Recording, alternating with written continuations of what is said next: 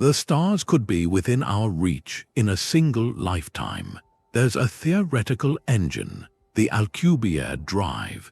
It proposes we can cheat the universe's ultimate speed limit. Not by moving through space, but by moving space itself. The real physics could make warp speed a scientific possibility, not just a science fiction dream. We'll look at how bending reality might bypass Einstein's rules, and then ask what barriers still stand in our way, terrifying barriers of energy and exotic matter. This is a journey to the very edge of known physics. So what do you believe? What's our greatest obstacle to reaching the stars? That frustration goes way back. For thousands of years, the stars were just these fixed lights, beautiful but completely out of reach. The distances weren't just large, they were impossible to grasp. Our nearest star, Proxima Centauri, is still over 4 light-years away. With our fastest rockets, that trip takes tens of thousands of years. That was the quiet truth of our place in things.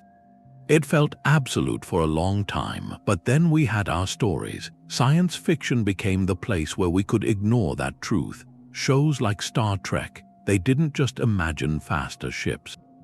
They gave us the words for the impossible. Warp Factor 9, hyperspace lanes, jump drives. Those stories were more than just entertainment. They were a kind of shared dream.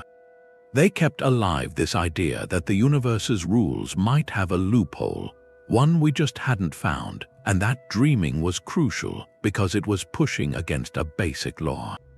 Einstein's theory of relativity set the speed of light as the universe's final speed limit, an unbreakable barrier for anything with mass. For decades, suggesting otherwise wasn't taken seriously in physics. It was fiction, but every big leap in science starts with a question that sounds like fantasy. So the question became, what if we stopped trying to move an object through space faster than light? What if we moved the space around the object instead?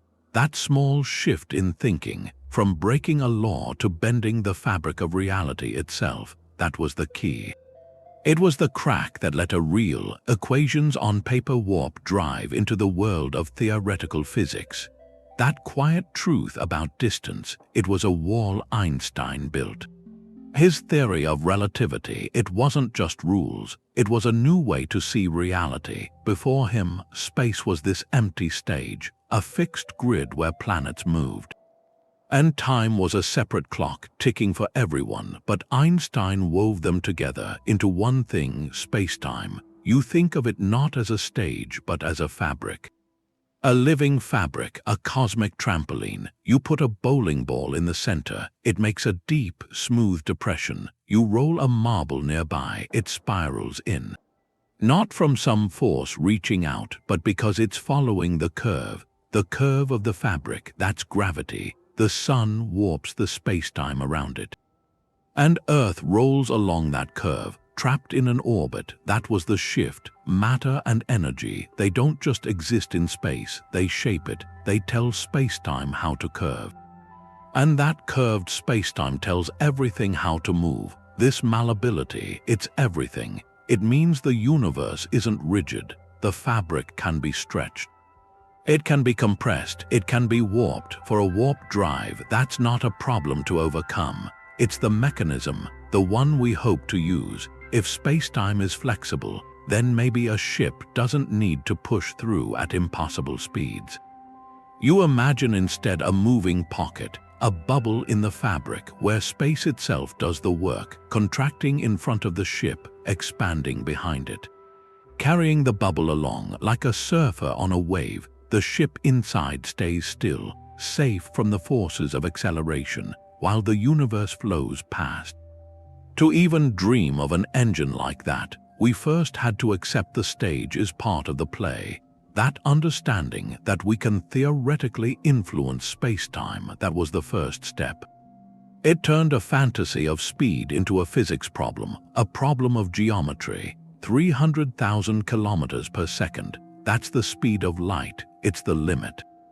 The universe has a speed limit, and that's it. For anything with mass, it's a wall. You can't go through it. You think about a car. You press the gas, you burn fuel, you go faster.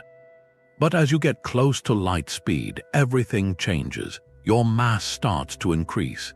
It doesn't just increase a little, it balloons. And the energy you need for that last bit of speed, it doesn't just grow, it goes toward infinity. It's not an engineering problem, it's the universe saying no. The fuel required would be bigger than the universe itself. That's the math, Einstein's relativity. It's a law, and it goes further. If you could ride a light beam, time would stop for you. Your trip across the galaxy would be instant, but on Earth, thousands of years would pass.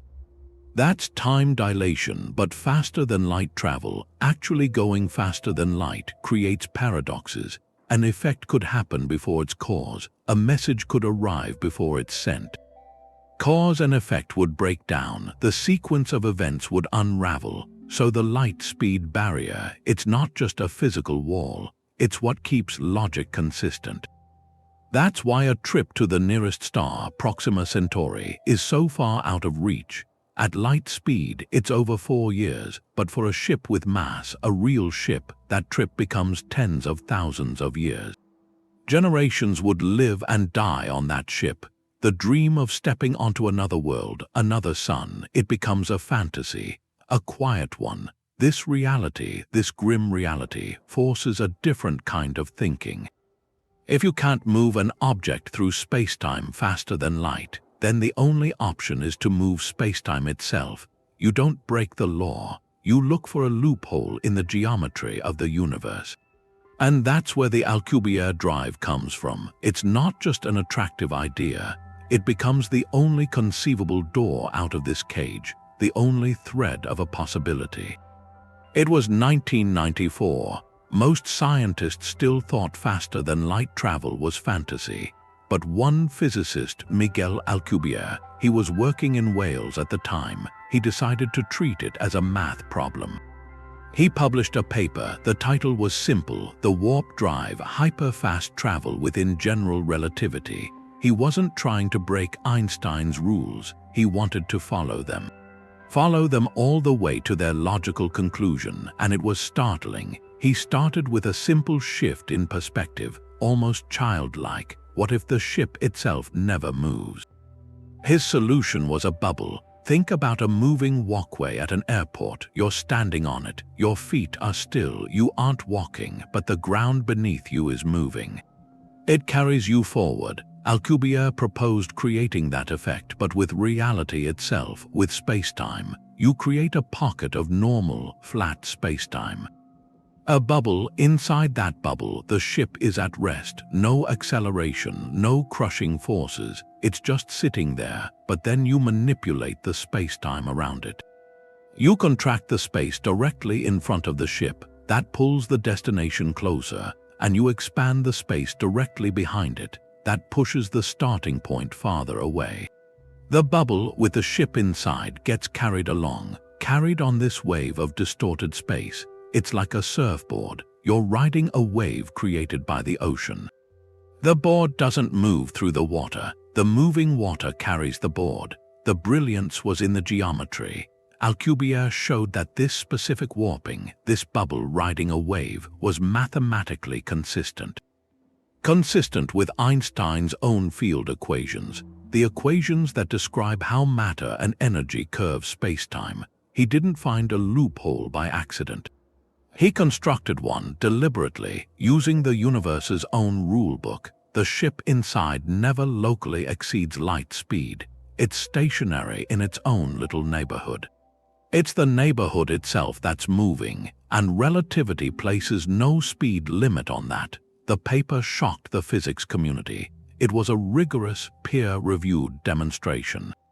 It showed warp drive wasn't automatically nonsense. In one stroke, it transformed the idea from a science fiction trope into a legitimate topic for scientific papers.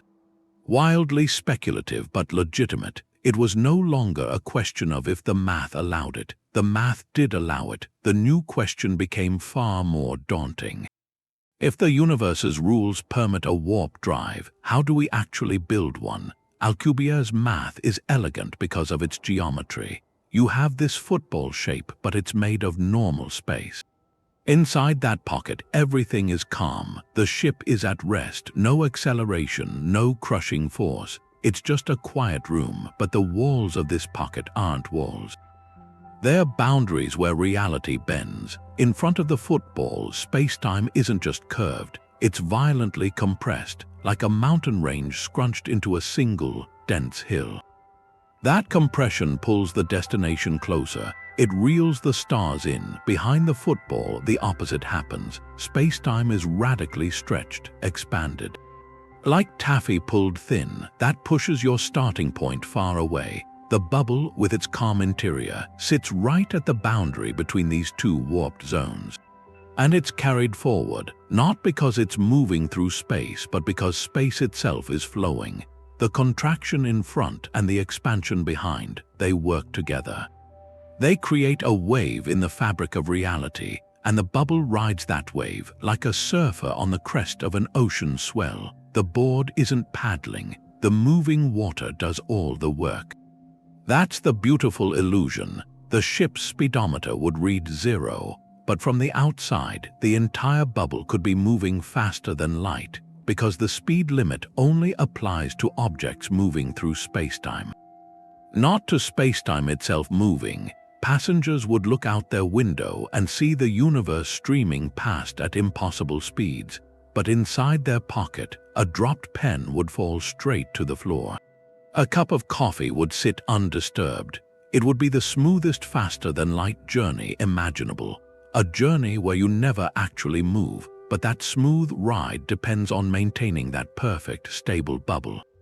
And to create that specific distortion, that precise mountain in front and valley behind, you need something to bend the fabric. According to Einstein's equations, to curve spacetime, you need mass or energy. A lot of it, and not just any kind of energy. To sculpt a warp bubble, you need a very strange, very specific ingredient, one that pushes gravity in the wrong direction. That strange ingredient is what makes the dream impossible. To build this bubble, you have to bend spacetime in two directions at the same time, squeeze it tight in front and stretch it thin behind.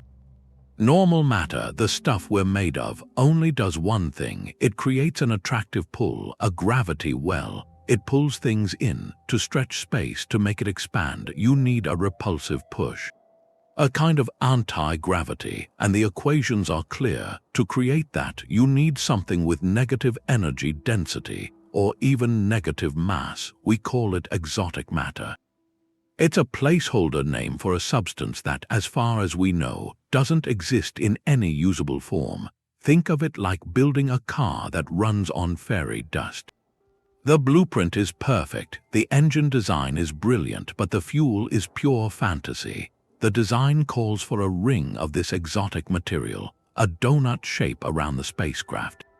This ring would be the engine. It wouldn't burn or explode, it would warp. It would use its repulsive gravitational field to sculpt the spacetime bubble. Pushing space apart behind the ship, pulling it together in front. The ship sits in the calm center, untouched by the storm it's creating. It's a beautiful, self-contained geometry. But it hinges entirely on that ring, and that's where physics throws up its hands. We have never seen negative mass, not a single gram. In our entire observed universe, everything from stars to dust has positive mass. It all attracts. The idea of something with negative mass is profoundly weird. If it existed, it would behave opposite to everything we know. Push it, and it might accelerate toward you. It would defy our most basic intuition about how objects move. Now there is a tiny, microscopic hint that the idea isn't completely insane. In the quantum world, things get fuzzy. The vacuum of space isn't truly empty. It's a seething foam of virtual particles popping in and out of existence. This leads to strange effects. One is called the Casimir effect. If you take two incredibly smooth metal plates and place them extremely close together in a vacuum, they will be very slightly pulled together. Why? Because the quantum fluctuations between the plates are restricted compared to the vast ocean of fluctuations outside. This creates a tiny pressure difference, and mathematically you can describe the energy between those plates as having a negative density. It's a sliver. A fleeting whisper of the exotic matter the equations demand. It proves the concept isn't forbidden by quantum theory, but the scale is the problem. The energy needed for a warp bubble isn't just a little negative energy. Some calculations suggest you would need the negative mass energy equivalent of a star or a large planet. We are talking about converting a whisper into a cosmic shout.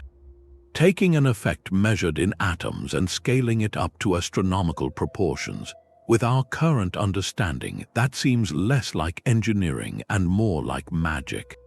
This is why, for many physicists, the Alcubierre drive remains a fascinating thought experiment, a proof that the universe's rulebook doesn't explicitly say no. But it charges a price for a yes that we cannot possibly pay. Or can we? What if the universe offered a different kind of receipt? The energy bill for a warp drive made physicists laugh. Or just sigh. Those early calculations weren't just bad, they were universe-ending. To make a warp bubble, even a small one, just big enough for a tiny probe, you'd need an unthinkable amount of mass converted to energy. The first estimates pointed to Jupiter, the entire planet, all of it. Some models went further. They said you might need a star, our sun, all of it. This wasn't a fuel problem. It was a verdict. The universe might allow the geometry, but the price tag made it a fantasy. It was like getting a perfect blueprint for a starship, and the final line says construction needs all the metal on Earth.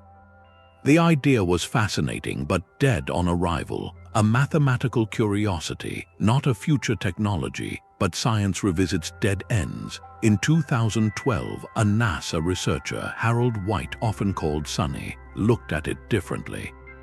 He asked a subtle question: what if we changed the shape of the bubble? Alcubierre's original model used a flat, thin ring of exotic matter.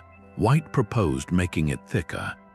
More of a rounded donut, a shape called a torus, and then he added another idea.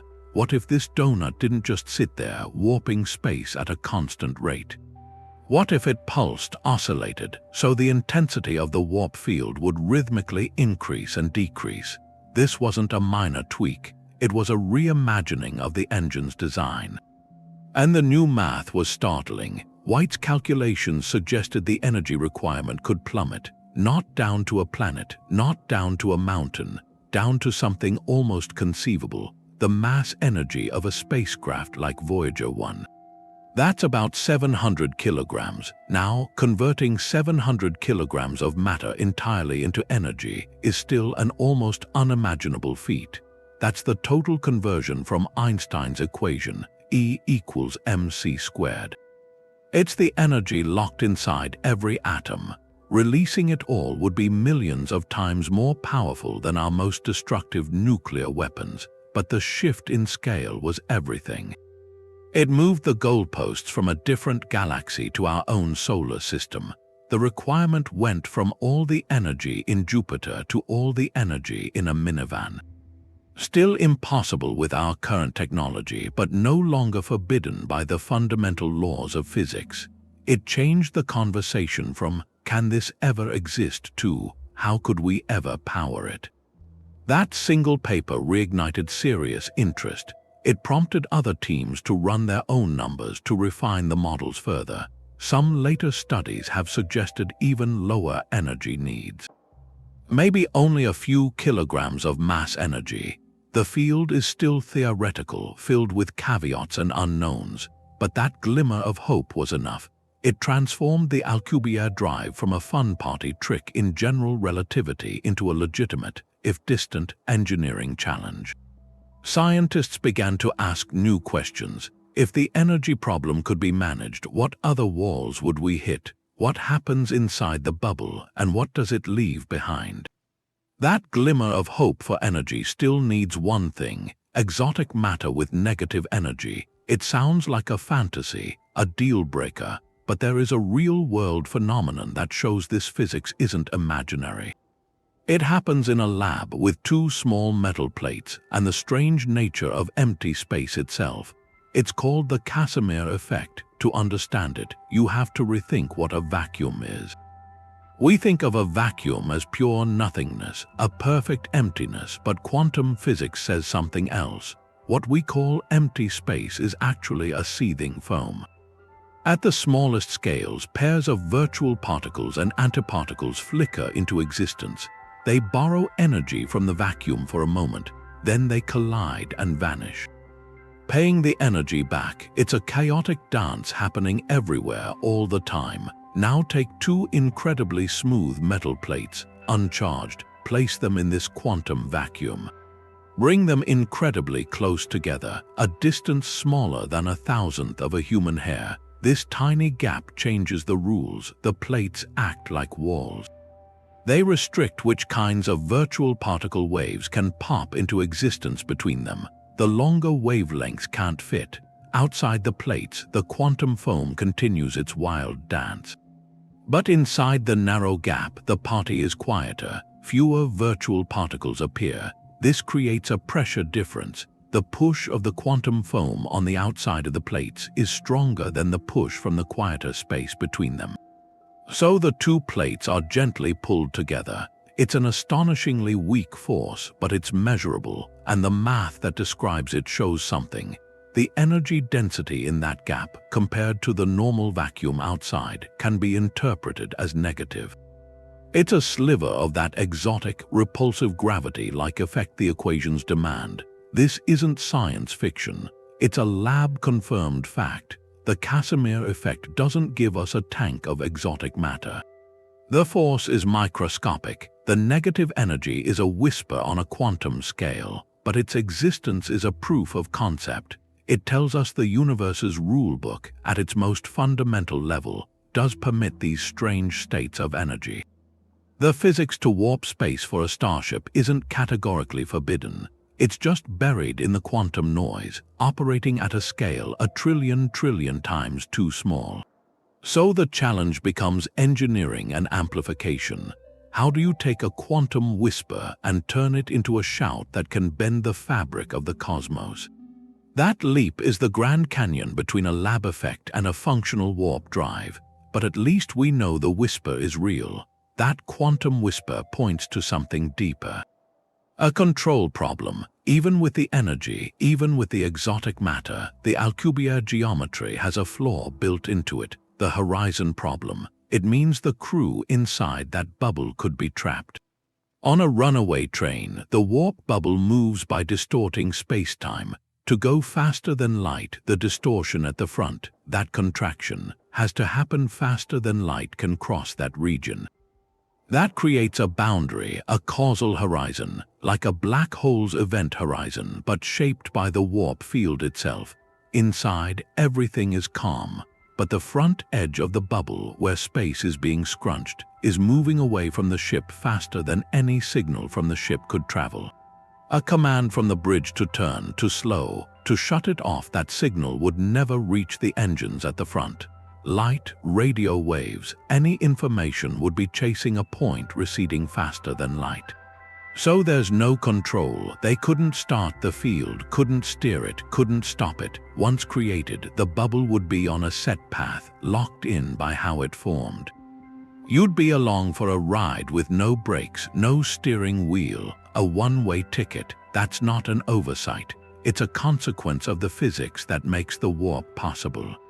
The drive that outruns light also outruns your commands, but the horizon problem gets stranger, more dangerous when you bring quantum physics back in.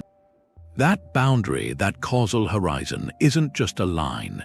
Quantum theory says it would act like a wall, and virtual particles from the quantum foam, the same flickering things behind the Casimir effect, they'd interact with this moving wall. Catastrophically, as the bubble plows through space-time, these particles get caught at the horizon. They pile up. Their energy doesn't dissipate, it concentrates.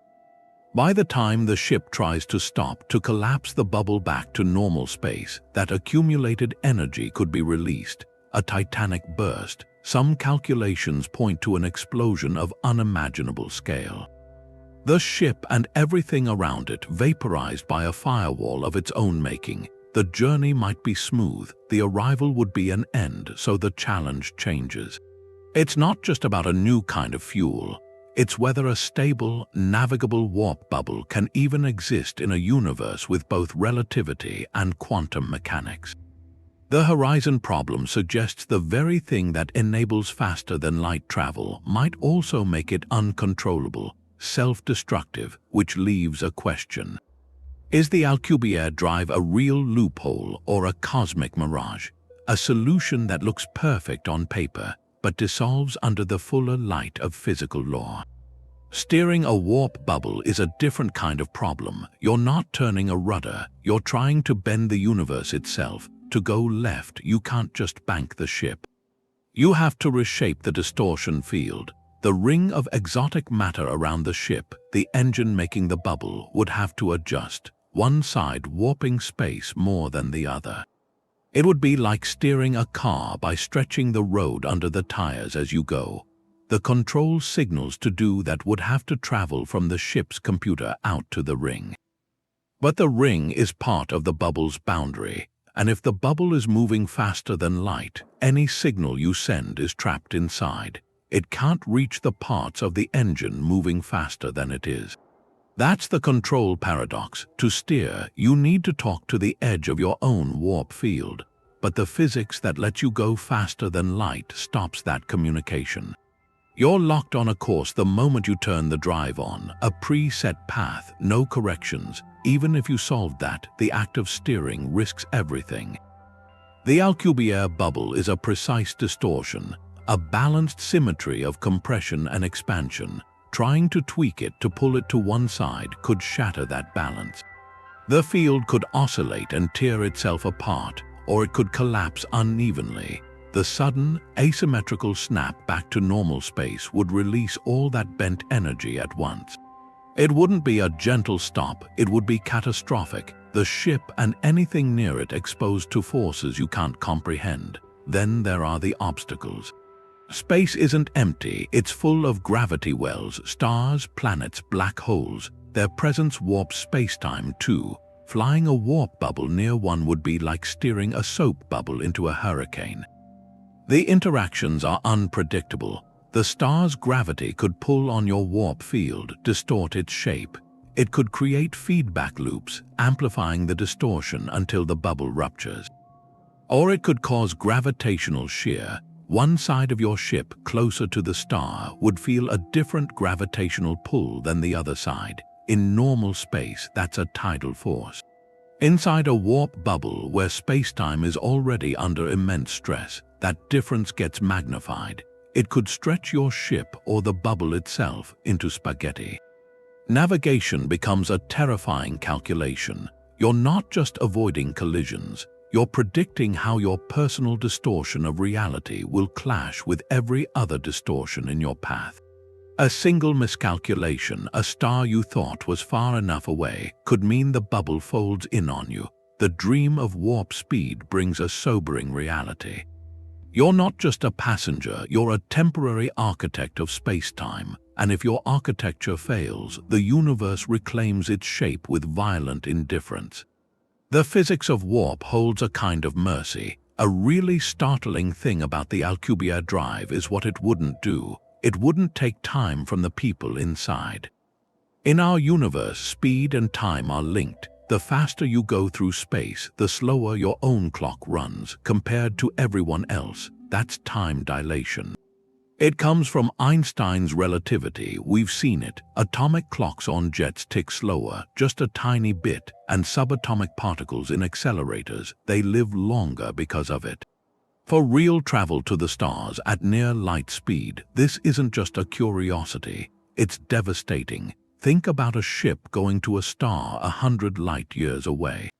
Accelerating to 99% of light speed. For the crew, the trip might feel like 20 years, but on Earth, more than a century passes. They'd come back to a world that moved on. Friends and family would be gone, their whole culture unrecognizable. That's the twin paradox. It's a physics problem, but it's more. It's a barrier.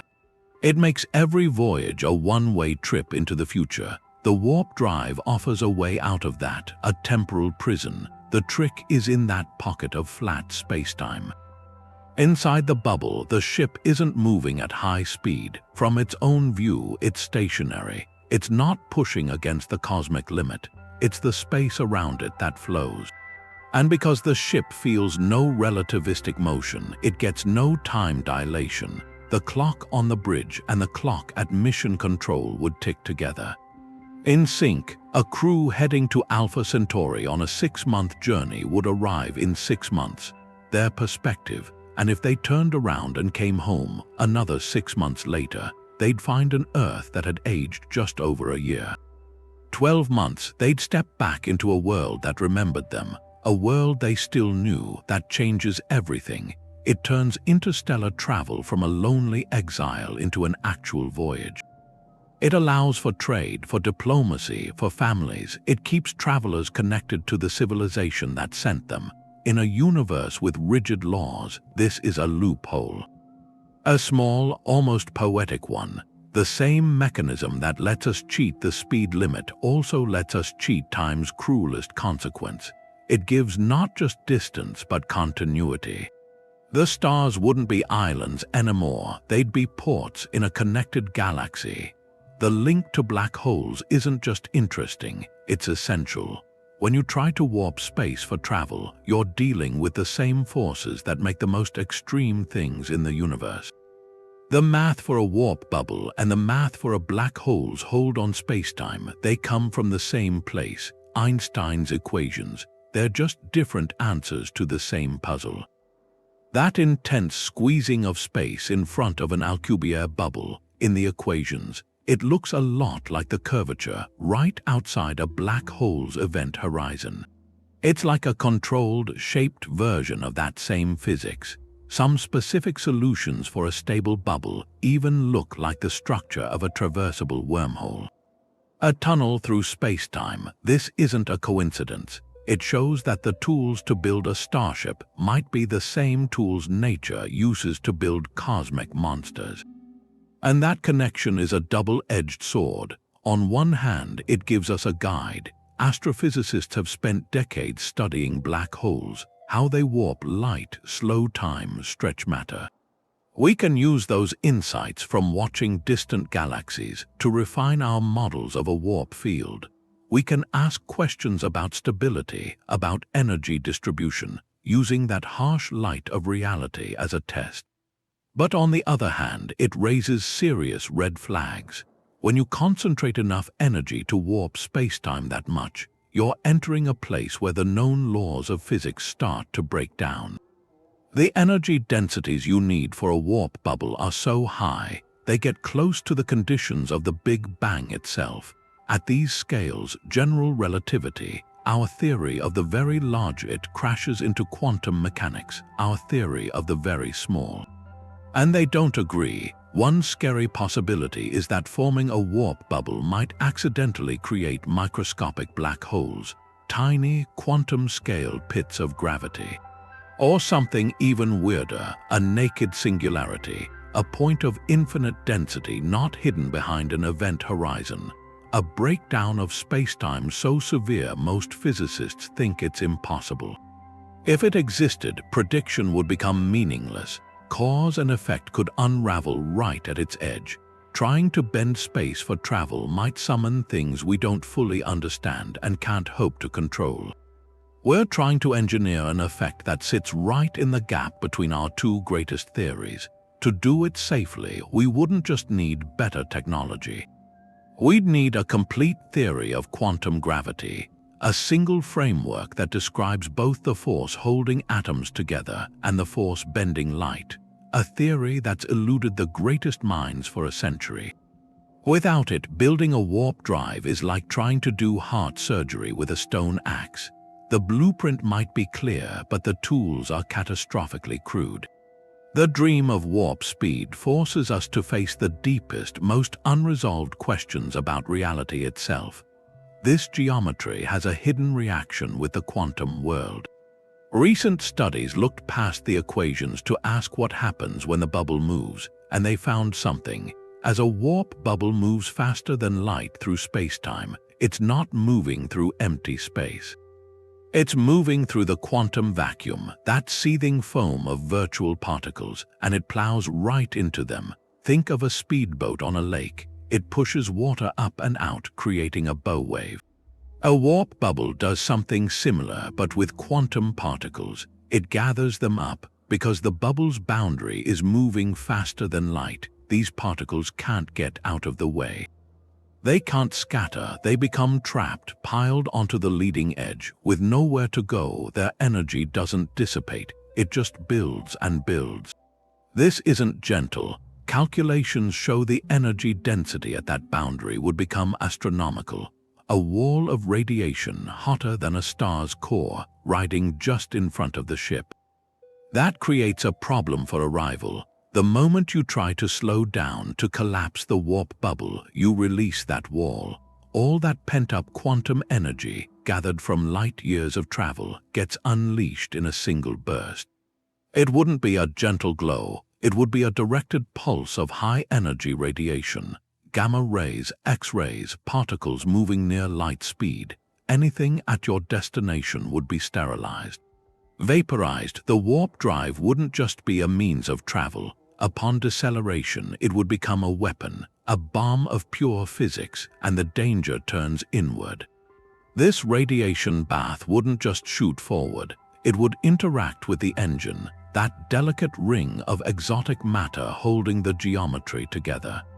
Flooding it with that energy would likely destabilize the entire warp field, causing it to oscillate and collapse or fracture. The stable pocket of spacetime could rupture like a soap bubble, with the ship inside exposed to forces that would tear it apart. So this isn't a minor engineering hurdle, it's a fundamental flaw. It suggests that even if you solved the exotic matter problem and the energy problem, the very act of using a warp drive might be self-destructive. You might build a starship that can only make one journey because arriving anywhere would unleash an apocalypse. This forces a question: is the universe wired to prevent this kind of travel? Not with a blunt no in the laws, but with a deadly consequence buried in the fine print. A safety catch on reality itself, ensuring that any attempt to outrun light comes with a price. The universe might have already given us the engine. We just need to figure out how to start it, to get past the dead end of exotic matter. Some physicists aren't looking for strange fuels anymore. They're looking at the structure of reality itself. They're looking at scalar fields. In our everyday world, fields have direction. A magnetic field points somewhere. Wind pushes from one side. A scalar field is different. It has a single value at every point, like a temperature map. It's just a number, not an arrow.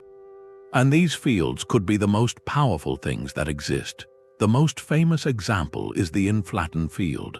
The theory is that a fraction of a second after the Big Bang, this single, all-pervading scalar field shifted.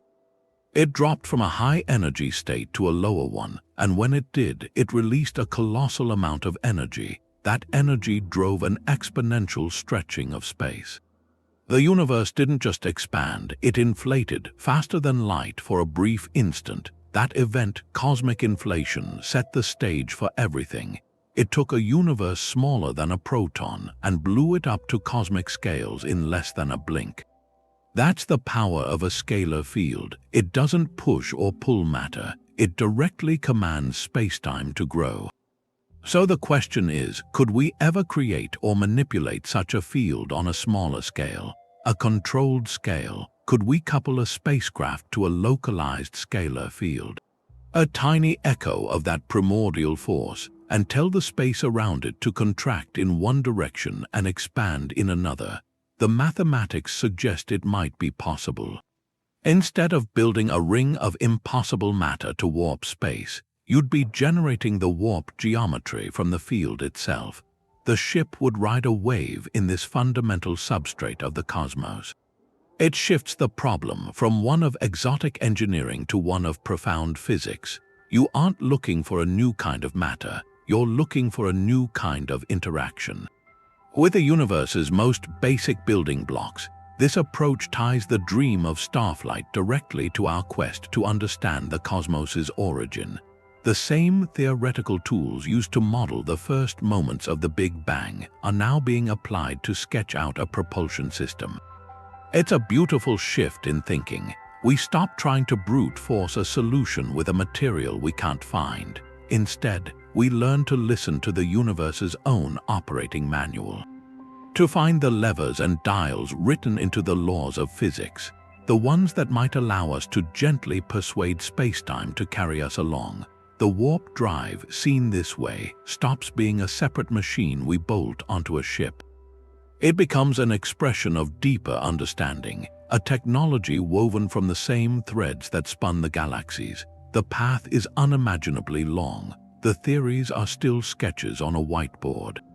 But the destination is no longer a distant star. It's a unified theory of physics itself. These theoretical sketches, they need a place to be tested, not just written down.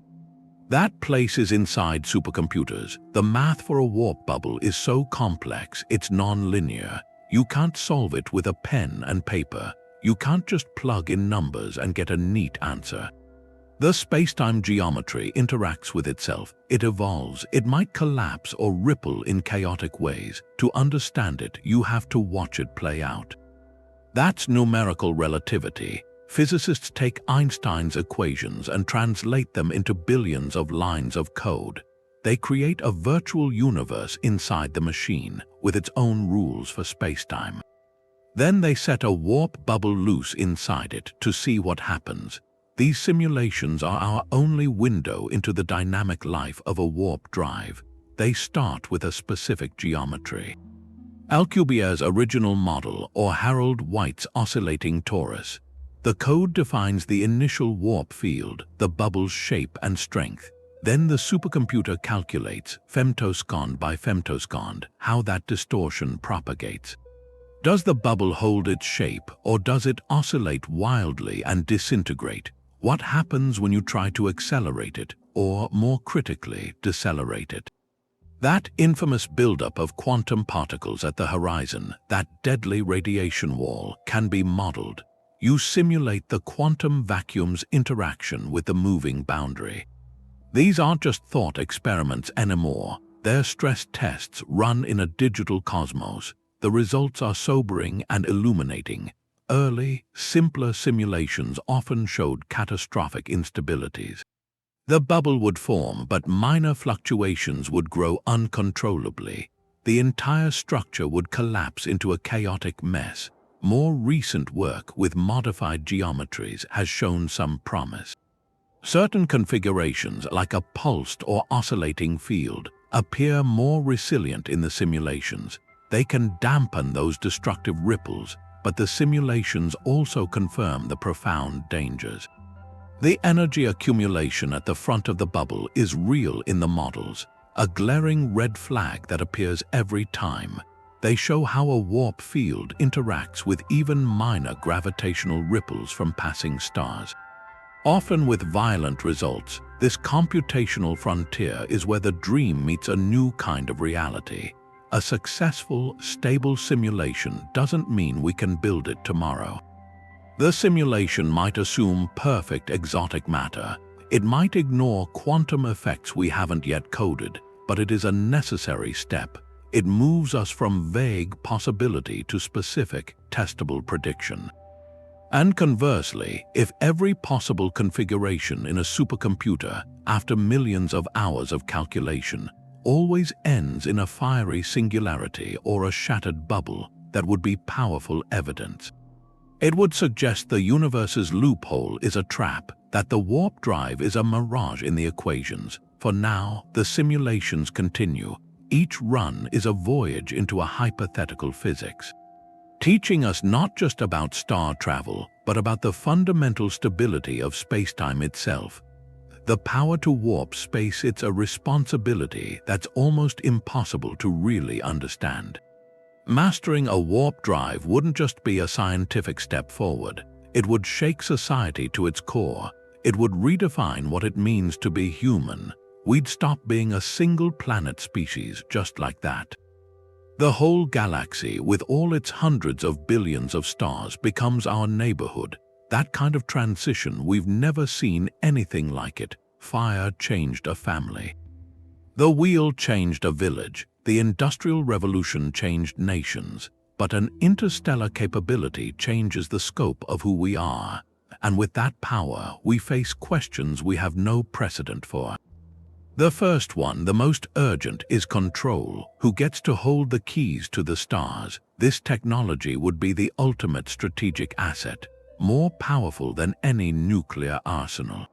It would be the source of unimaginable wealth, asteroid mining, habitable worlds.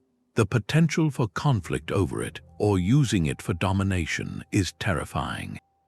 Preventing its militarization would require a global consensus we've never managed before, a new form of governance built for a species that can cross light years. And then we face the stars themselves. For decades, science fiction gave us a principle, the prime directive, the idea that an advanced civilization shouldn't interfere with a less developed one. It was a story device, but with a warp drive, it becomes a serious ethical framework we have to build ourselves. Our arrival in another star system wouldn't be silent. The space-time distortions of our warp bubble, the energy signatures of our technology, even just our presence, it would be detectable. For a civilization looking up at the sky, our coming would be a cataclysmic event. It would shatter their understanding of the universe, their religions, their philosophies.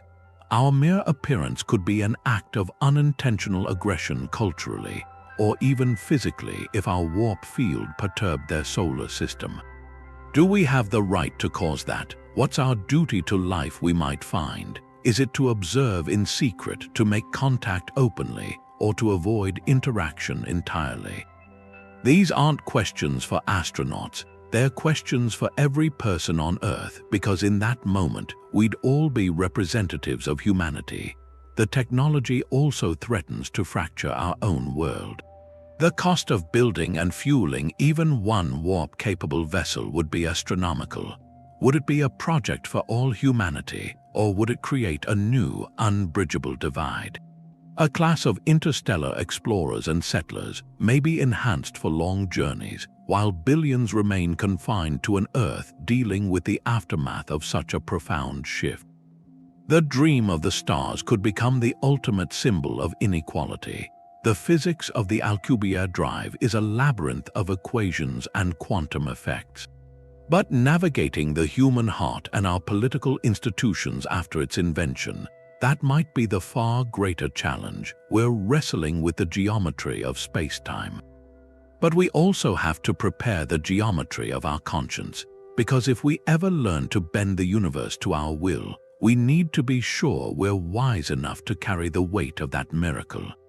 The scale of the investment forces a new question. What could possibly be worth the energy of an entire asteroid? And one answer is in the forge of dead stars. Around neutron stars, collisions happen. They create exotic materials, elements like osmium, platinum, maybe stable, super-heavy elements we don't have on Earth. A single cargo of that material, forged in the most violent events in the galaxy, could be worth more than our planet's entire annual economic output. This isn't just mining, it's cosmic alchemy, harvesting the remnants of stellar explosions for materials that could change everything back home, superconductors that work at room temperature, alloys with unimaginable strength, fuels for fusion reactors. The payback could fund an entire civilization's leap forward, but there's a more profound purpose. Insurance, our species, all our history and art and knowledge, it's all on one fragile world. One asteroid impact, one pandemic, our own mistakes could erase it. A warp drive changes that. It turns the dream of a backup for humanity into something feasible. We could establish self-sustaining colonies around distant, habitable exoplanets. Not outposts, full civilizations, duplicates of Earth's biosphere, carrying our genetic and cultural legacy. So the cost of a single warp ship isn't measured in dollars. It's measured in the survival of consciousness itself. It becomes the most valuable project we could ever undertake. But to even begin, we'd need an industrial base unlike anything in history. Energy collection stations in orbit around the Sun, vast arrays harvesting a fraction of its total output, exotic matter production facilities, maybe in the calm depths of space, where quantum fields can be manipulated at scale. And construction docks, entire cities in the void where the warp ships themselves are assembled. This infrastructure wouldn't be built by a company or a single nation. It would require the coordinated effort of our entire planet, across generations. The economic system to manage this couldn't be capitalism as we know it. Not driven by quarterly profits, and it couldn't be traditional socialism focused on immediate human needs. It would have to be something new, a stewardship economy. Built around managing astronomical energy and the patient, long-term vision of a species thinking in centuries, not election cycles. The currency would be megawatts and scientific breakthroughs. The dividend would be a future among the stars. That shift in thinking from short-term gain to multi-generational legacy might be the greatest hurdle. We're asking not just our engineers but our very nature to evolve. That silence out there, it's a clue, the Fermi paradox. The universe is old, huge. So many stars, so many planets. The numbers say life should be out there, intelligent life. So where is everyone? Where are the ships, the signals? That quiet is the puzzle. And one answer might be in the warp drive itself. The thing that could open the galaxy might be a trap built into reality. Think about the quantum vacuum problem. A warp bubble moving faster than light builds up a wall of radiation at the front, a firewall. When you slow down, you release it all at once. It's not just an engineering issue. It's an apocalypse. Any system you arrive at would be scoured clean. Gamma rays, particles, life there would be gone. Now scale that up. A civilization, advanced, eager. They solve the exotic matter problem. They generate the energy. They launch to the star next door, carrying all their hopes. And when they arrive, when they try to slow down, they unleash that fury. They don't land, they sterilize. Unintentionally, they become an agent of cosmic death. Their great achievement is their great sin. They wipe out the only other spark of consciousness nearby. That could be the filter, not an asteroid, not a war, a physics trap, a milestone civilizations reach only to find it contains annihilation. The paradox solves itself. We see no empires, no star lanes, because civilizations that unlock warp drive might only use it once. One tragic experiment, a lesson, or maybe it ends them entirely if the backlash reaches their home. The galaxy could be littered with quiet, radioactive graves, civilizations that tried to reach for the stars and triggered their downfall. There's a darker possibility. What if the instability isn't just radiation? What if a collapsing warp field does something worse to spacetime itself? A ripple, a tear. The theories are vague but ominous. A chain reaction of failed experiments over billions of years could leave regions of space scarred, unstable, making travel not just dangerous but forbidden. The cosmos might be silent because it's been made silent, rendered unnavigable by the mistakes of those who came before, or the silence means something else. Slightly less grim, maybe the exotic matter requirement isn't just difficult, maybe it's fundamentally impossible at the needed scale, a true dead end in the laws.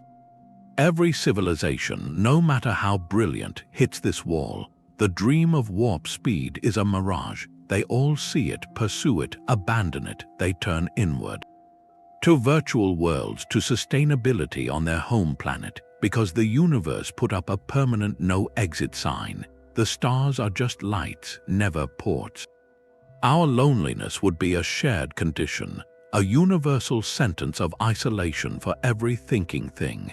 So when we look at the Alcubierre drive equations, we might be seeing more than an engine. We might be reading a warning from the universe itself in the language of physics, a warning about ambition, about a cosmos that allows the dream of travel, but might exact a terrible cost for the attempt. Human reaction times are just too slow for this kind of travel. The decisions you need to stabilize a warp bubble, they happen at the speed of light. A millisecond of hesitation there, and it could mean destruction. So the first ship to test the Alcubierre drive, it probably won't have a crew. Its bridge will be a quantum computer. Its captain will be an artificial intelligence. An advanced AI would be the only pilot that could manage that complexity. It would monitor the warp field's geometry across billions of data points, adjusting the exotic matter containment ring with a precision we can't really fathom, and it would calculate gravitational interactions with passing stars in real time, making micro-corrections to the bubble's path to avoid catastrophic shear. For a human, those calculations would take years. For a super-intelligent system, it's the work of an instant. That AI would also be our shield against the unknown dangers. Its primary mission upon approaching a target star system wouldn't be to land, it would be to observe. From a safe distance, it would begin a carefully orchestrated shutdown of the warp field, a slow, controlled deceleration, designed to dissipate that built-up quantum energy gradually, if that's even possible. And it would be watching for any sign of the deadly radiation wall, measuring its intensity and direction. The probe itself would be hardened against incredible forces. But its most important job is to send the data home, to tell us whether arrival is even possible, or if every warp journey just ends in a flash of gamma rays. These autonomous scouts, they'd be more than just ships. They'd be extensions of our curiosity and our caution. Their journeys would answer the fundamental safety questions, the ones no simulation can fully resolve. What does it actually feel like to ride a warp bubble? What stresses does the field undergo during a month-long journey? What whispers from the quantum vacuum do the sensors pick up? Each probe would be a laboratory, testing the physics of its own existence. So the development of a warp drive, it becomes a twin endeavor. It's not just about bending space-time. It's about creating a mind capable of steering through the bent space-time. We're not just building an engine, we're crafting a new kind of explorer, one whose intelligence is born from our own, but whose perception, whose reaction times, they belong to a different order of reality. The path to the stars is being written in two codes, the mathematical language of General Relativity and the digital language of conscious machines. Their fusion might be the only way to safely open the door. That shift is already happening, from despair to a kind of determined curiosity, just taking warp drive seriously, publishing papers, running simulations. It's quietly rewritten a chapter. For centuries, the distances between stars were a source of awe and a quiet, accepted loneliness. We were inhabitants of a single world, looking out at an unreachable ocean. But the scientific pursuit of an Alcubierre drive, even as a theory, changes that. It suggests the ocean might be navigable, not by magic, but by understanding the currents. It reinforces a profound idea. The universe operates on knowable principles, and with enough ingenuity, we can learn to work with them. The cosmos becomes less a beautiful prison, more a complex puzzle. One that might be solvable. Our self-perception shifts in real time. We're no longer just citizens of Earth, but potential citizens of a galaxy. It's not a statement of arrival. It's identity. It's the mindset of a species that's seen a blueprint for a key and decided to try and build it. That mindset has tangible effects. It fosters long-term thinking, which our world often lacks. Projects like the James Webb Space Telescope take decades. Planning for a technology centuries away requires a vision spanning generations. It encourages international cooperation on a scale we've rarely managed. No single nation could tackle the physics, the engineering, the infrastructure of warp travel. It would demand a global scientific consortium, sharing data, united by a goal bigger than any border.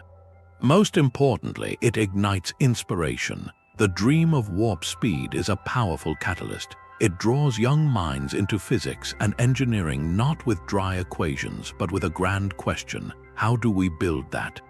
It turns abstract concepts, quantum field theory, general relativity into essential tools for the greatest adventure imaginable. Even if a functional drive remains a dream for 1,000 years, the effort to understand its prerequisites pushes other fields forward. To contain the energies, we'd need material science breakthroughs, new alloys, composites forged under conditions we can't yet replicate. To generate the power, we'd need to master fusion or something beyond.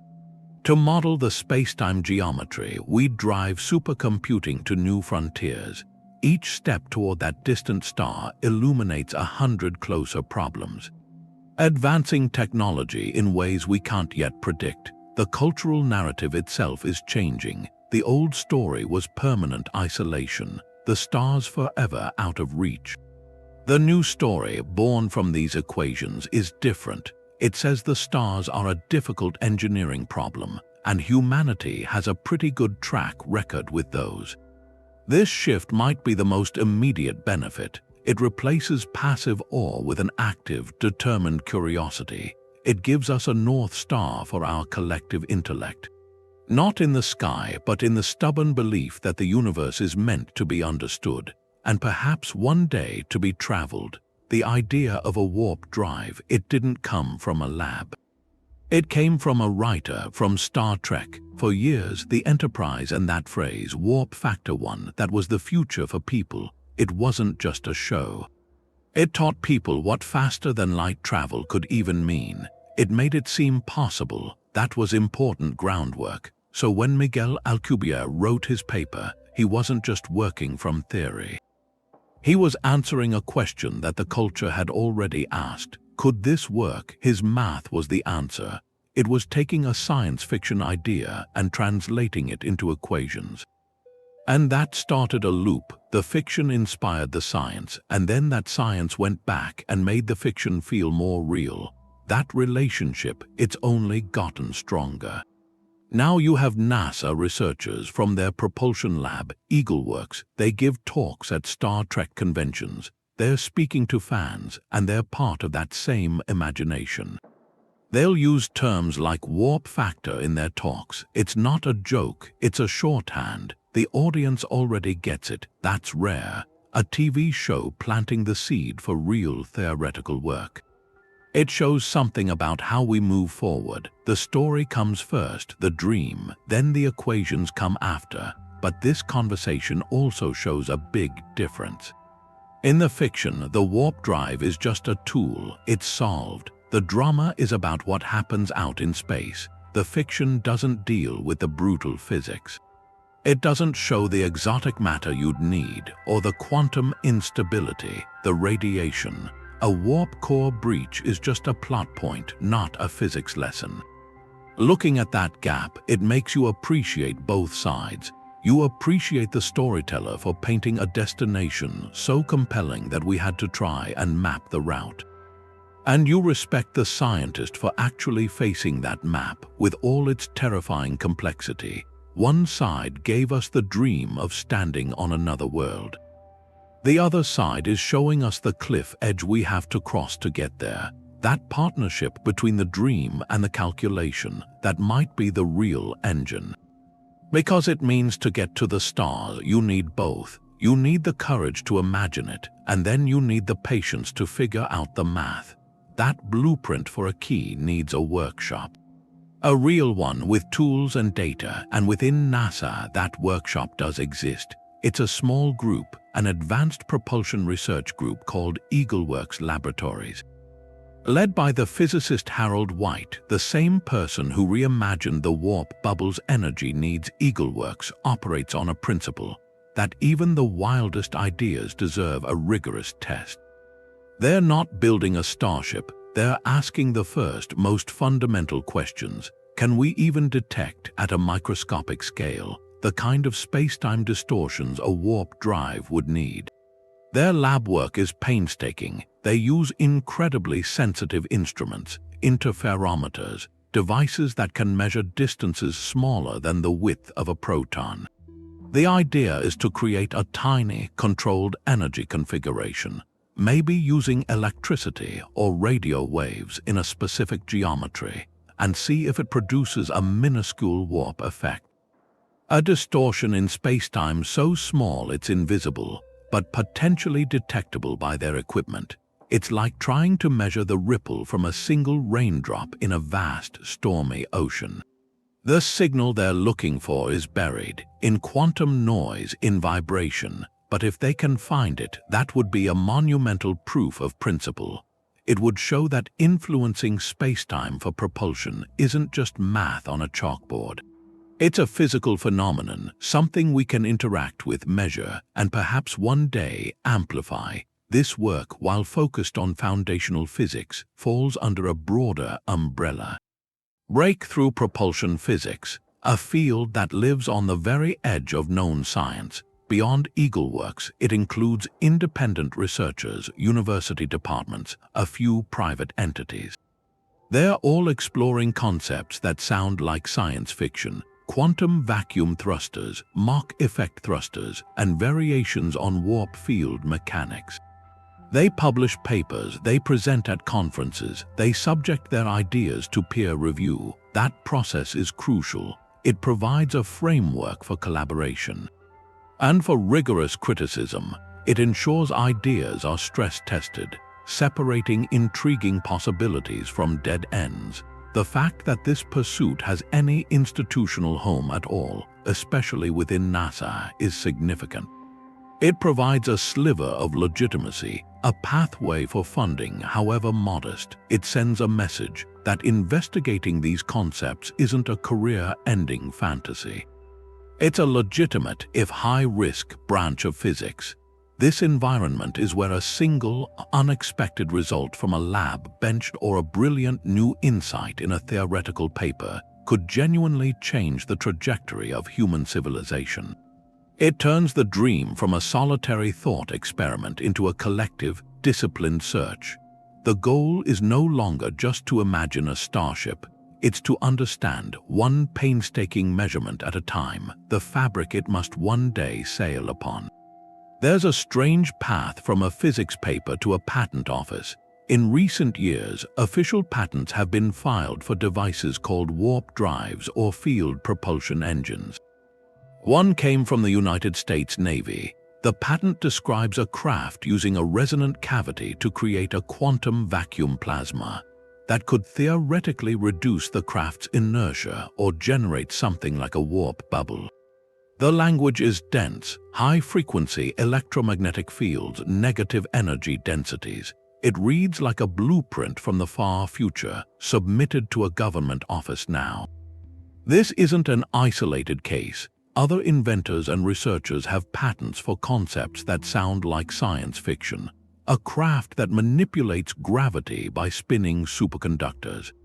An engine that propels itself by interacting with spacetime itself. On paper, that's protected intellectual property. It creates a controversial space where speculative physics meets corporate and national law. Critics are vocal. They argue granting a patent for a device that can't be built now and may never be buildable is a mistake. It's patenting an idea. A dream. It risks cluttering the legal system with science fiction. It could create minefields of vague, overarching claims that might stifle real innovation later. If the math for warping space comes from Einstein's equations, which are a century-old part of our shared heritage, can anyone claim exclusive ownership of a specific application? The counter-argument is about foresight and investment. By securing a patent now, an institution stakes a claim in a theoretical landscape. It protects the intellectual pathway they've outlined. That legal protection can be crucial for attracting immense funding for high-risk, long-term research. A patent signals seriousness. It tells investors or a government body, this isn't just a back-of-the-napkin sketch. It's a structured concept with defined claims. It creates a framework for collaboration under clear terms. The act of filing forces the theorist to move from vague principles to a specific, described apparatus. That can be a valuable disciplinary exercise. This intersection reveals a new layer to the warp drive story. It's no longer just in academic journals and conference halls. It's entered bureaucracy, strategy, potential profit. The institutions filing these patents, like a national navy, aren't frivolous. They're making a calculated bet.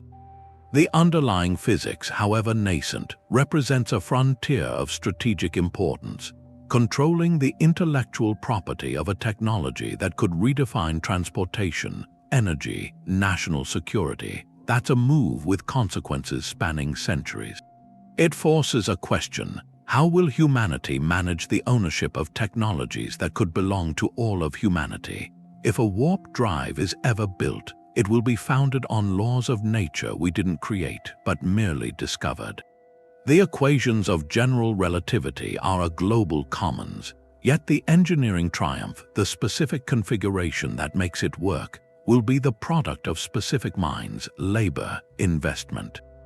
Navigating that balance between open science for the benefit of all and protected innovation that drives progress may be one of the most delicate challenges on the road to the stars.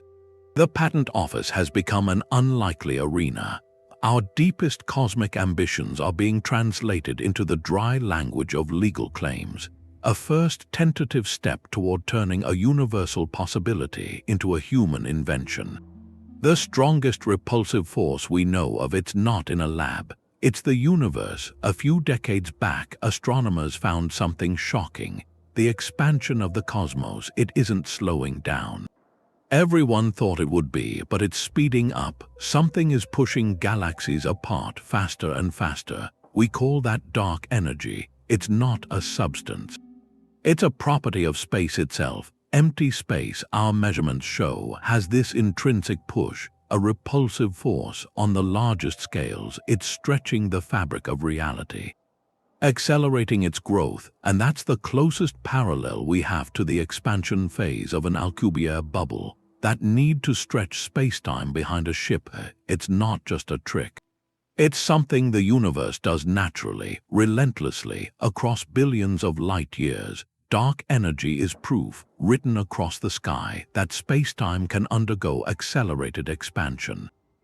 The mystery is we don't know how it works. We see the effect, but its origin is one of the deepest puzzles in physics, unraveling that could change everything for warp drive theory. Because if we ever understand the mechanism behind dark energy, we might learn to mimic it on a small scale, a controlled scale. Imagine finding out dark energy comes from a specific quantum field or a new kind of interaction. A future theory that finally explains why the cosmos is flying apart.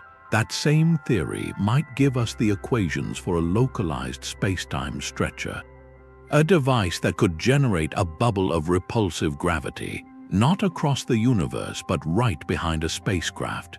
The link is profound. The same unknown physics that dictates the fate of all creation, whether the universe expands forever into cold nothing, might also hold the secret to stitching it back together for travel. Our biggest cosmological question and our biggest engineering dream could be two sides of the same coin. Studying the universe's acceleration isn't just about looking out. It's about looking forward. Every telescope observation, every map of distant galaxies, it's indirectly probing the same fundamental force we would need to harness for starflight. The key to going somewhere might lie in understanding where everything is going. The exotic matter ring is a paradox. It has to be shaped and contained and controlled, but it's a kind of physics that pushes against everything stable. You're trying to build a pipe for a substance that repels gravity. Any physical container, no matter how strong, would be trying to hold something that fundamentally wants to push it away, or behave in ways we can't predict. The stresses wouldn't just be mechanical. They'd be geometric, woven into the fabric of spacetime the ring is trying to warp. A traditional material, even a futuristic carbon nanoweave, would likely fail. It would shatter or melt or just stop behaving like matter under those conditions. So the solution might be to never build a physical ring at all. Instead of a solid donut of exotic material, you imagine a torus of pure force, a dynamic cage of precisely tuned energy fields. You generate the exotic effect where you need it, in the exact shape you need, using something like an electromagnetic resonance or a controlled scalar field oscillation. The engine becomes a pattern of energy dancing in a perfect, stable loop around the ship. This is active field containment taken to an extreme. Our best analogy is in experimental fusion reactors, where donut-shaped magnetic fields hold a superheated plasma away from the physical walls. The plasma never touches anything solid, but for a warp drive, the plasma is a region of spacetime with negative energy density. And the magnetic fields of today are child's play compared to the field structures we'd need to sculpt. This shifts the entire problem from metallurgy to field dynamics. The spacecraft's hull couldn't be a shell of metal or composite. It would be useless against the energies and distortions just outside. Instead, the hull might be a layered mesh of overlapping force fields, a primary containment field for the exotic effect, secondary buffers to shield against radiation, tertiary fields to maintain a breathable atmosphere and stable gravity inside. The ship's structure becomes an architecture of energy, maintained by colossal power sources and quantum computers managing stability in real time. This isn't an upgrade to existing spacecraft design. It's a complete reinvention of what a vehicle is. You stop thinking of a ship as something you build and start thinking of it as a pattern you sustain. A temporary, mobile island of ordered physics, sailing on a self-generated wave through the chaotic sea of spacetime. The engineering challenge becomes less about welding girders and more about conducting a symphony of fundamental forces. Where a single wrong note could mean the entire melody collapses, the warp drive timeline is really about two clocks. One moves with the slow pace of science step by step. The other is waiting for a single world-changing moment. Right now, we are not close to a breakthrough. We're at the beginning of a path that might not have an end. The gaps in our understanding aren't just engineering problems, they're chasms in physics. We don't have a theory of quantum gravity. We've never seen stable exotic matter. We can't predict how spacetime would behave under that kind of extreme, localized stress. To bridge these gaps with the tools we have now would take centuries. A global effort for centuries, a tiny proof of concept, a microscopic warp bubble lasting a fraction of a second, that might be something for the 24th century. A ship that could carry people to another star, that dream could be millennia away. If it's even possible, this isn't pessimism, it's a necessary grounding. It protects the idea from cycles of hype. Promising a starship in 50 years does a disservice to the real complexity. It sets up for disappointment. And it pulls resources away from the patient, foundational work that has to come first. The responsible path is to fund this as long-term, high-risk science.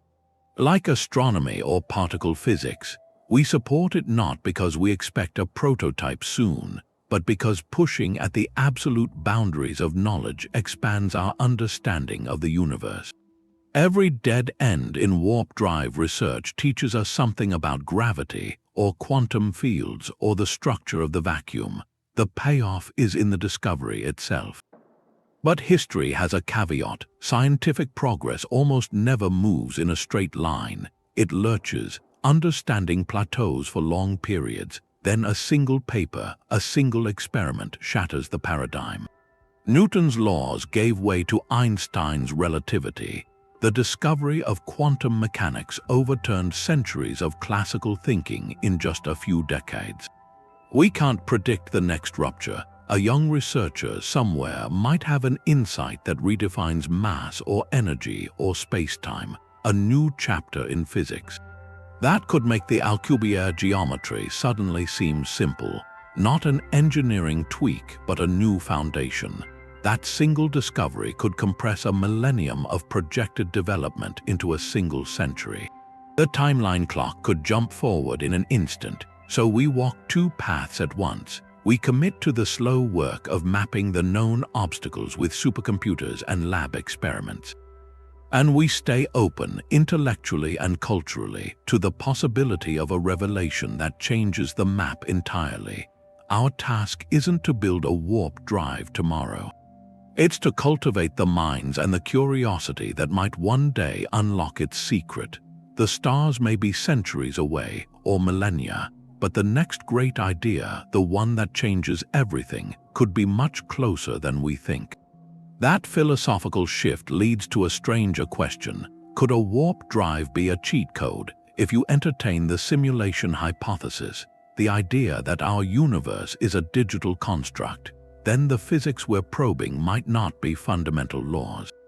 They could be the underlying code, the rules of general relativity, quantum mechanics. Those would just be the programmed parameters, and a warp drive becomes something else.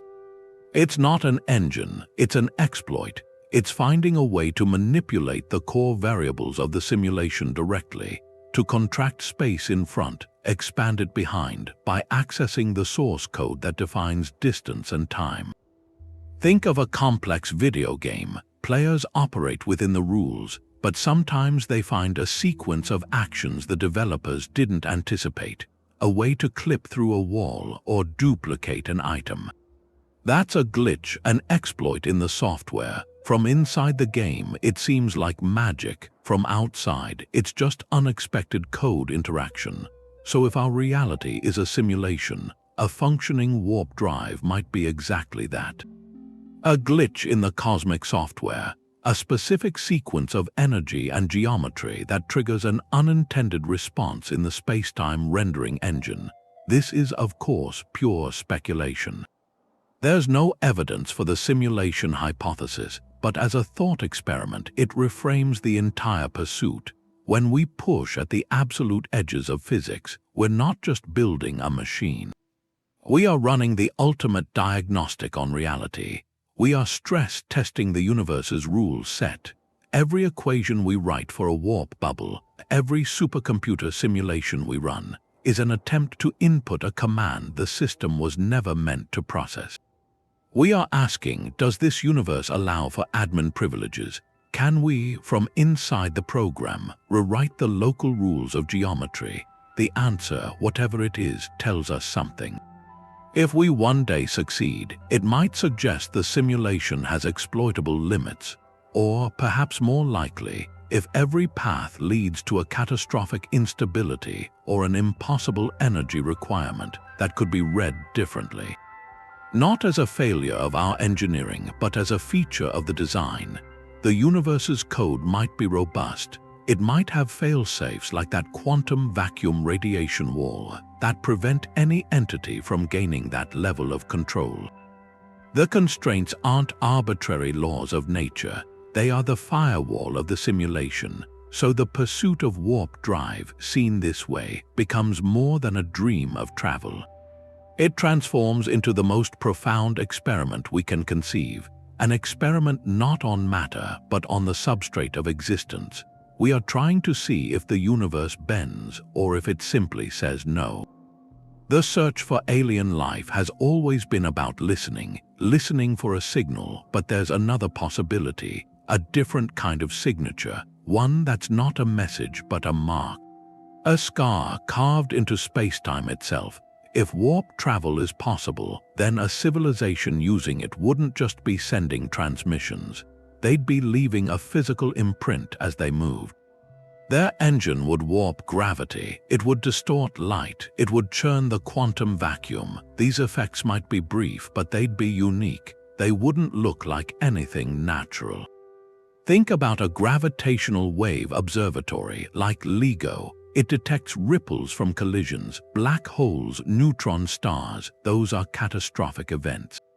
Symmetric, the signal is a specific chirp.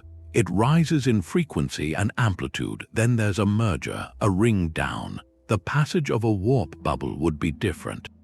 Its gravitational signature would be an asymmetric ripple, a smooth distortion, moving at a constant speed, a superluminal speed. It wouldn't match any known astrophysical template. To our current detectors, it might just look like noise, but a future observatory, more sensitive, could be programmed to look for that exact anomaly. To sift through the cosmic static for the telltale warp of an engine, and the trail might not be gravitational alone, that problematic buildup of quantum particles at the front of the bubble. The radiation wall, it wouldn't just vanish when the drive shuts off. Some of that energy would be shed. It could leave a faint, lingering trace, high-energy particles. Or a specific distortion in the cosmic microwave background, the afterglow of the Big Bang. It would be like finding the warm imprint of a footstep on a cold floor, long after the walker has gone. This shifts the entire paradigm. We move from listening to looking for forensic evidence, from hoping for a deliberate hello to scanning for unintentional leakage. For the exhaust of a physics we're only beginning to imagine, if we ever detect such a signature, it would be more than proof. It would be a data packet.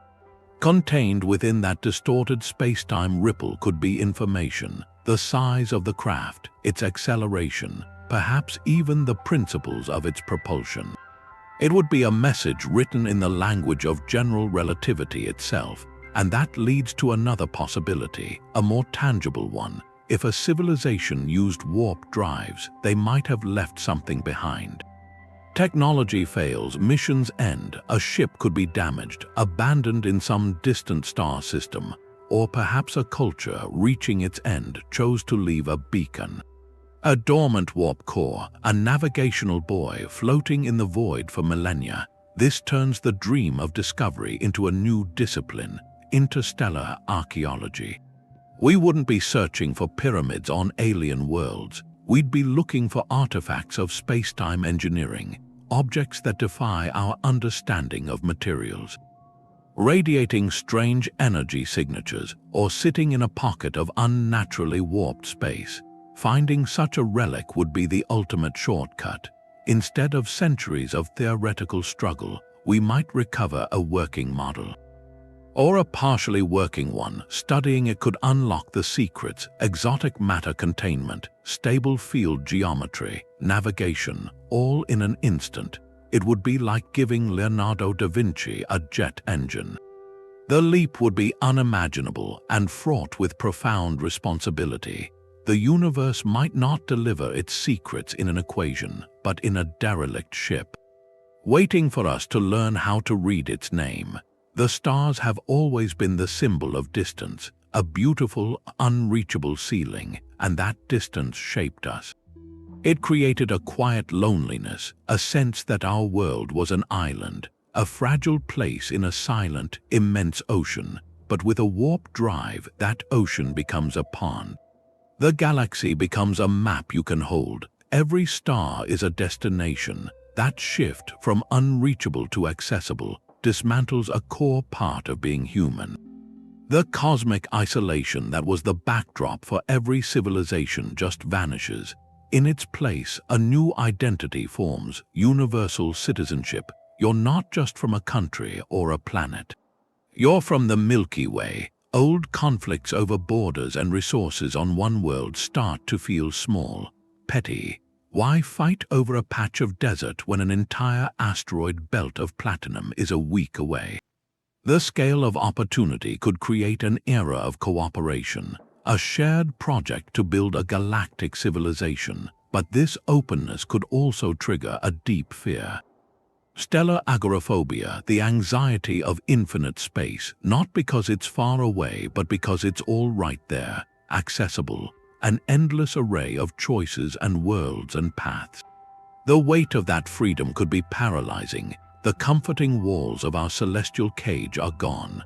We stare into a truly open frontier, and some might find that view terrifying. The universe stops being a painting on a distant ceiling. It becomes a hallway with a billion doors, and we have to choose which ones to open. The journey itself reshapes perception. Imagine being inside the warp bubble. Your window shows the universe streaming past in streaks of light, but under your feet the floor is solid. A cup of coffee sits calmly on a table.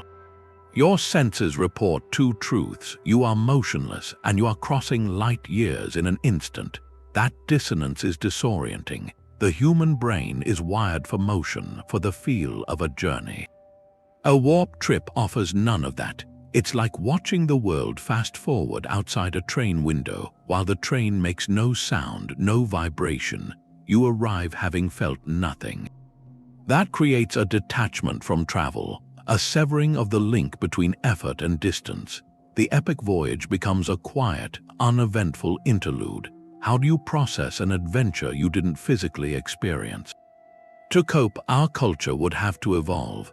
We'd need new philosophies to explain our place in a connected galaxy, new art to capture the disorientation of warp travel, new mental frameworks to manage the scale of a civilization across star systems. The stories we tell our children would change.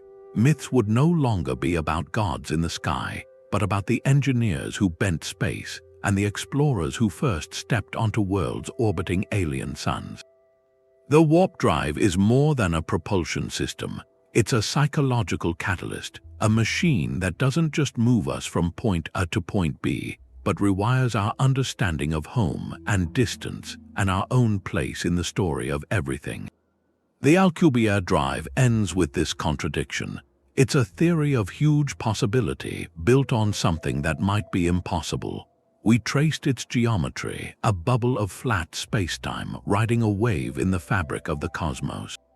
Then we saw the demands, exotic matter that might not exist, energies beyond anything we can reach, control over forces that could break causality, the horizon problem, the quantum vacuum radiation, the instability of bending reality. These aren't just engineering problems.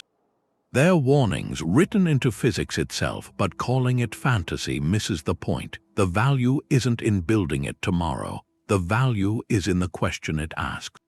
The warp drive is a stress test for our understanding of the universe. To try and solve it, you have to probe reality's deepest layers. You push general relativity until it strains. You crash it into quantum mechanics. You ask what empty space really is and whether we could ever command it. This pursuit, even if the goal is distant, it acts as a catalyst. It draws minds into physics with a dream bigger than any equation. It drives the development of supercomputers that can simulate space-time. It inspires a shift, turning our gaze from a lonely Earth to a galaxy of possible homes. Taking the idea seriously changes who we are, changes what we think is possible. So the lesson isn't about building a starship. It's about discovery. The universe isn't a rigid cage of laws. It's a dynamic system with loopholes woven in. The Alcubierre drive is one of those loopholes. A hint that the cosmos might be navigable. If we learn its language, the quest continues, not on launch pads, in quiet labs, in the code of simulations. Every time a student looks at Einstein's equations and asks, what if? When we look at the stars, the future isn't built by accepting limits, it's built by questioning them.